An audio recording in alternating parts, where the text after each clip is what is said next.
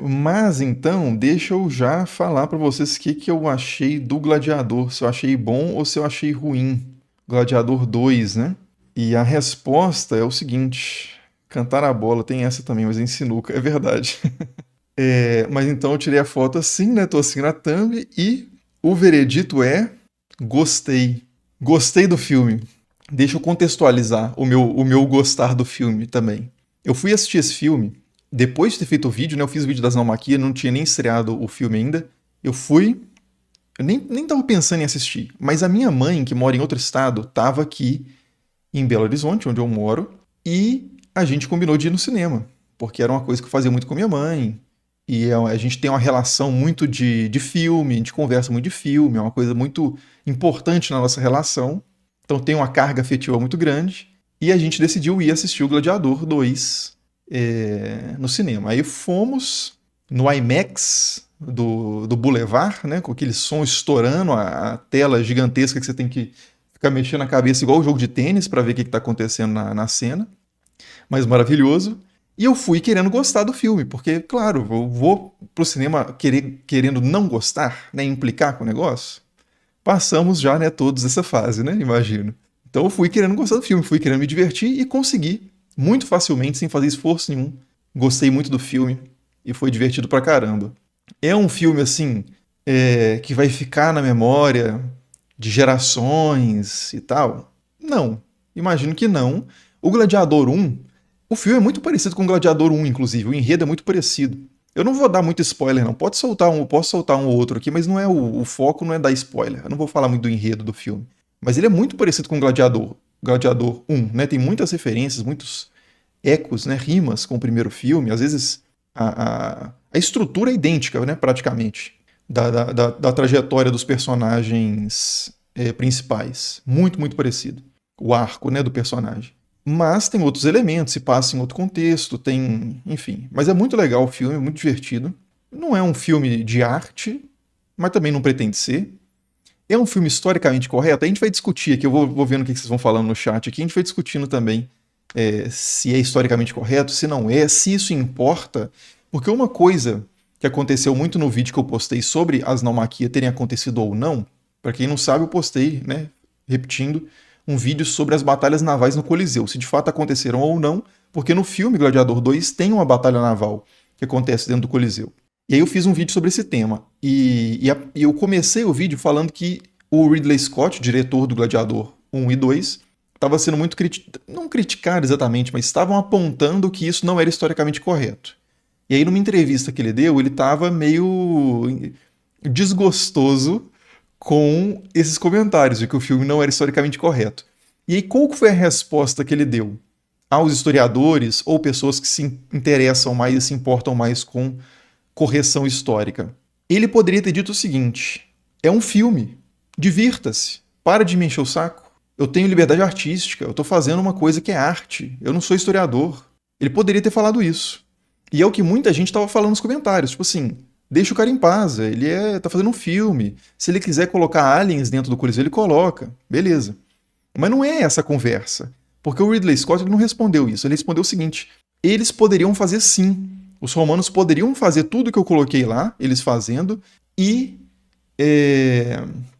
Como é que ele falou? Que os romanos eram, inclusive, tecnologicamente superiores. E aí o pessoal ficou na dúvida, né? Mas será que ele estava falando que os romanos eram tecnologicamente superiores a nós no presente? Ele não estava falando em relação a outros povos do mesmo período histórico? E dá a entender que não, porque quando ele fala isso, na entrevista, ele está falando que o concreto romano era superior ao nosso concreto atual e que os romanos tinham uma técnica de tornar o ferro ou o aço, o ferro, né, mais resistente, que a gente não conhece isso hoje também. Então ele estava fazendo comparações com tecnologia romana e tecnologia atual. Aí ele vai e solta. Os romanos eram tecnologicamente superiores. Então ele não ficou ele não estava argumentando na área de tipo assim, é cinema, eu faço o que eu quero, que seria perfeitamente legítimo. Quer dizer, mesmo assim a gente poderia fazer umas ressalvas, que a gente pode até discutir daqui a pouco. Tipo assim, já que é cinema, vale tudo? Eu acredito que existe uma certa responsabilidade na retratação da história no cinema, mesmo sendo ficção. Mas depois a gente toca nesse ponto. Mas ele não estava falando isso. Assim como no Napoleão, depois o pessoal resgatou também essa entrevista que ele deu quando ele tava falando quando ele fez o filme do Napoleão. Esse eu nem assisti, inclusive. Mas questionaram ele falando assim, mas isso aí não aconteceu, ou Napoleão não era assim. Aí a resposta que ele deu foi o seguinte: esses historiadores, eles estavam lá para ver se Napoleão fez isso ou não, se isso era possível ou não, então cala a boca. E falou exatamente isso. E falou de uma forma muito mais ríspida do que eu tô colocando, inclusive. Tipo assim, como se a ciência histórica, a metodologia histórica fosse completamente inútil, aparentemente, né? Porque se você não tem o contato imediato, se você não tem uma máquina do tempo, vale tudo. Tipo assim, porque você não estava lá, então tudo pode ter acontecido. Né? O Caracalla, o imperador do Gladiador 2, pode ter sido morto por um unicórnio. Por que não, né? Você estava lá, por acaso? Então, assim, não é por aí, né? Então, o Ridley Scott é uma figura meio... Tem se mostrado meio, assim, não muito afeita à ciência histórica, mas ele não é historiador, né? Por sorte. Ele não é historiador, ele é diretor de cinema e fez um baita de um filme, que eu gostei pra caramba, diverti pra caramba, foi um excelente programa.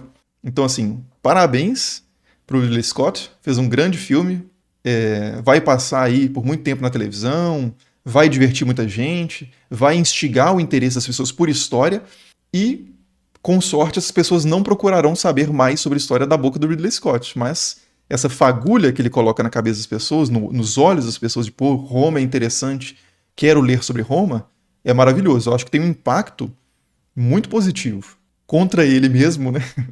Eu acho que esse filme vai ter um impacto de levar pessoas para estudar história e tal, que pode ser muito positivo.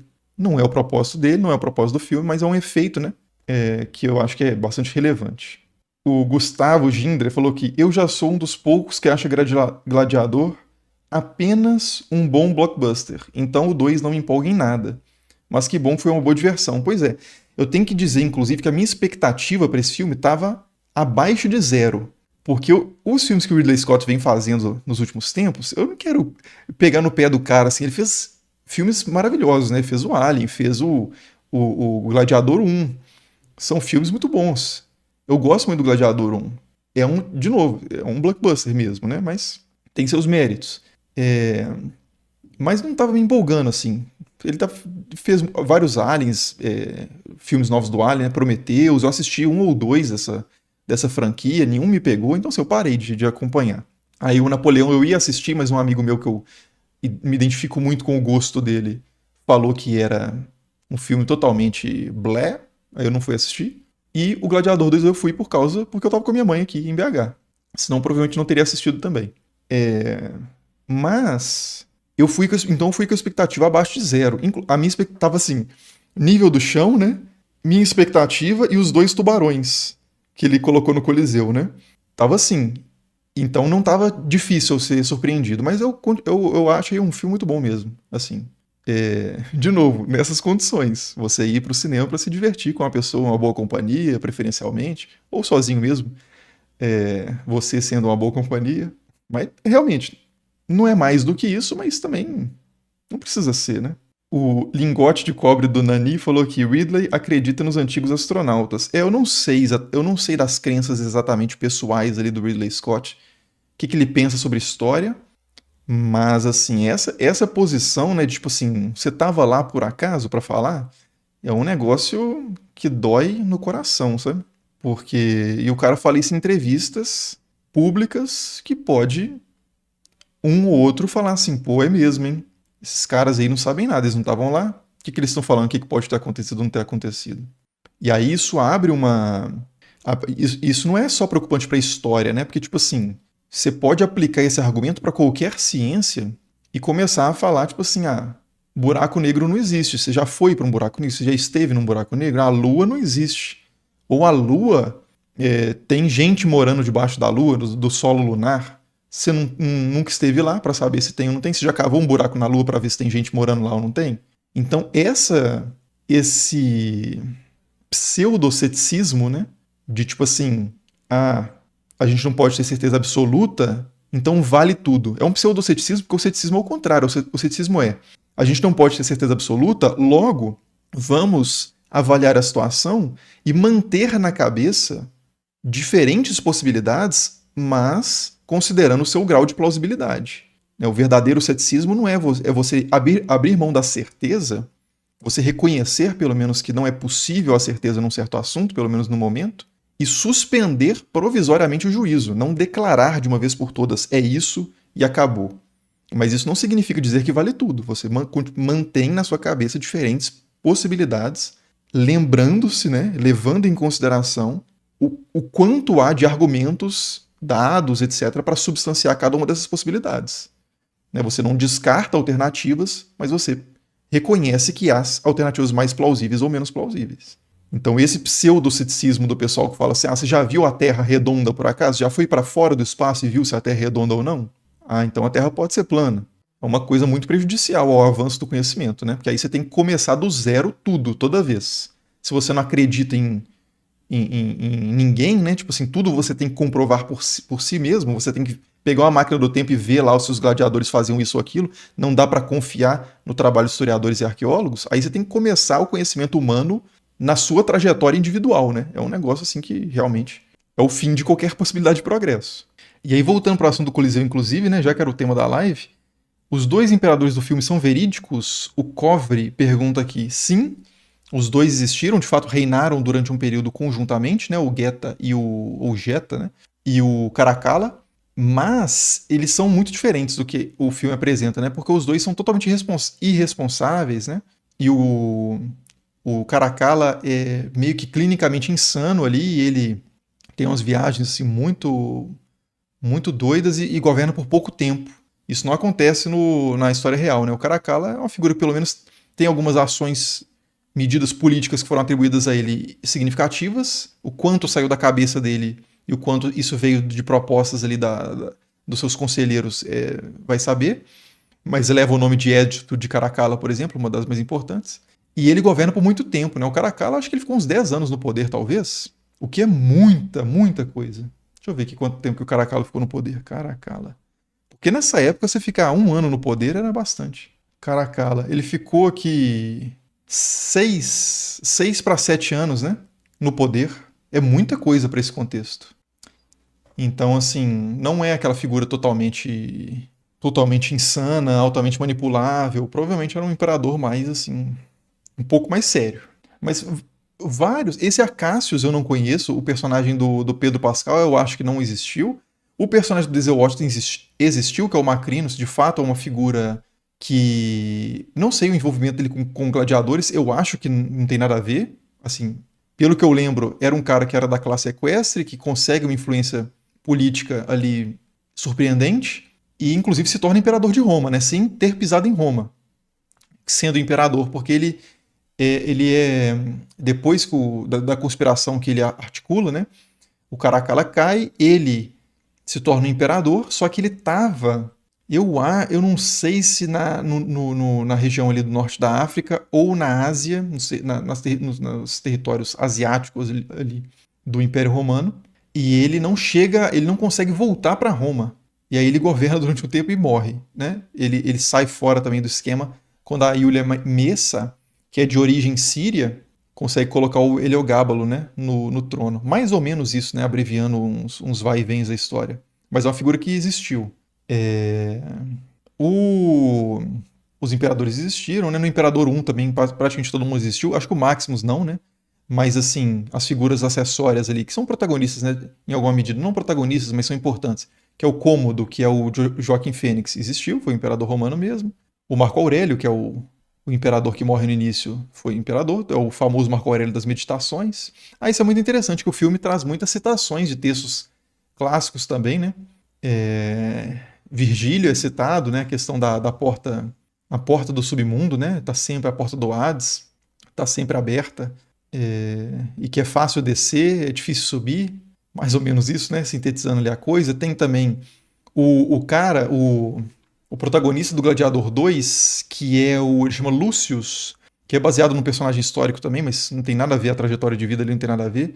Mas o personagem no filme, ele fala uma frase no início e no final também, sobre não ter medo da morte, num contexto de mobilização para a guerra, que ele fala assim, onde a morte está, nós não estamos, e onde nós estamos, a morte não está.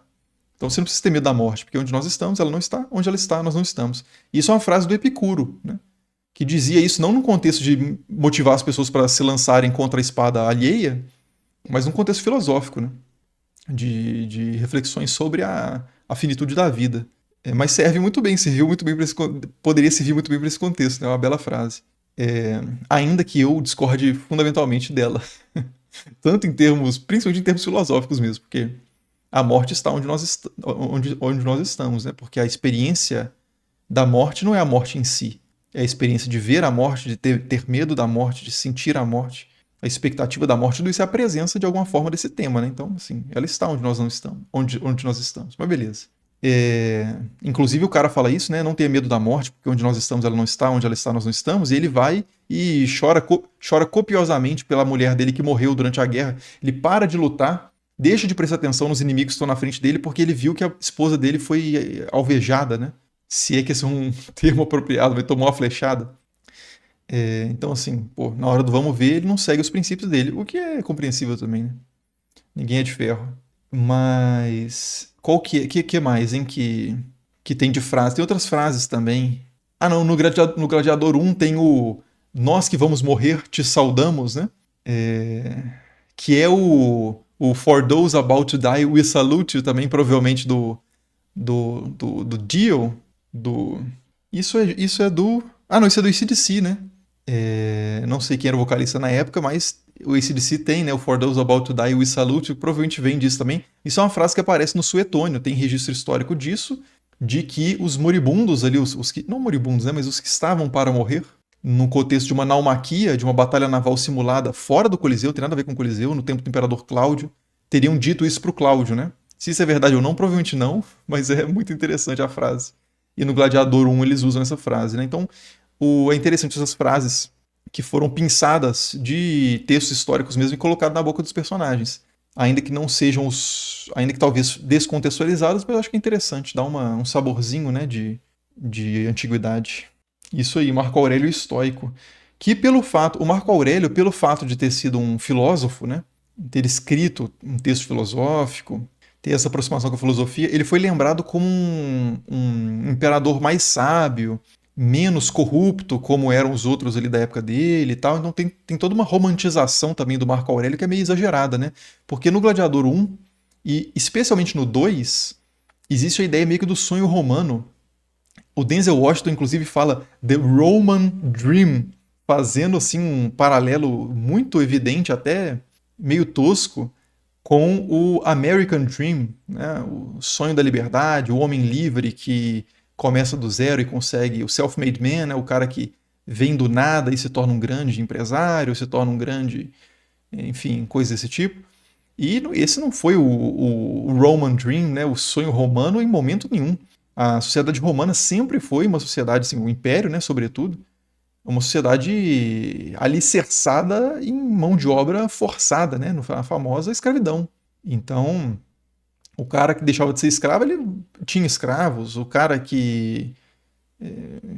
tipo assim, essa ideia de que uma sociedade sem escravos, uma sociedade de homens livres, em que todos seremos livres, não conheço ninguém que teve esse sonho no contexto romano, não. Uma pessoa na situação de escravidão poderia sonhar em deixar de ser ela escrava, né?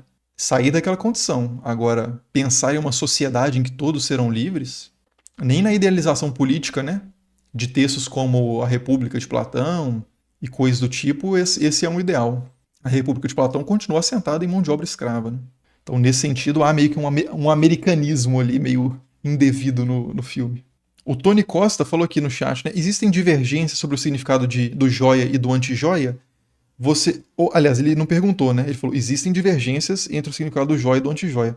Ele falou isso talvez se referindo à questão dos gladiadores, né? Se de fato os imperadores faziam isso, joia e anti-joia. E não há evidências assim, concretas a esse respeito. Tem inclusive uma hipótese de que, na verdade, sem o dedo para cima é que seria o anti-joia e isso seria o joia. Se é que isso era utilizado como uma sinalização dos imperadores concederem ou não misericórdia para o derrotado. Inclusive, só um adendo, já que a gente está falando sobre a historicidade do gladiador aqui, é importante dizer também que mortes de gladiadores eram muito menos comuns do que os filmes apontam, né?